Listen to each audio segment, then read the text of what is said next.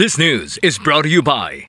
Are you experiencing body weakness? Do you have delayed wound healing? Do you feel hungry all the time? You may have diabetes. A powerful duo to help diabetic. Natural way of lowering blood sugar level. Clinica DTX 500 is a powerful duo that combines of ampalaya extract and the sugarcane extract. Clinica DTX 500 stimulates the production of insulin, enhance conversion to energy.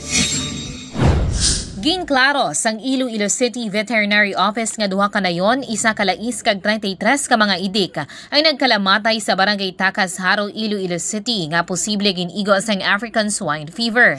Inya ginpahayag ni Dr. Suzette Leal sa interview sang Radyo Bandera Iloilo.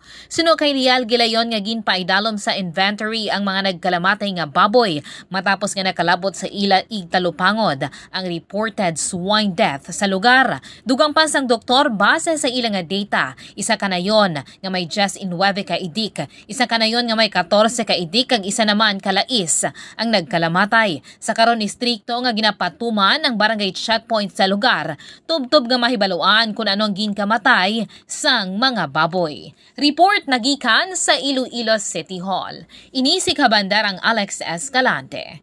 Nagabandera sang matuod-tuod nga serbisyo publiko kag kalingawan sa Iloilo. Radyo Bandera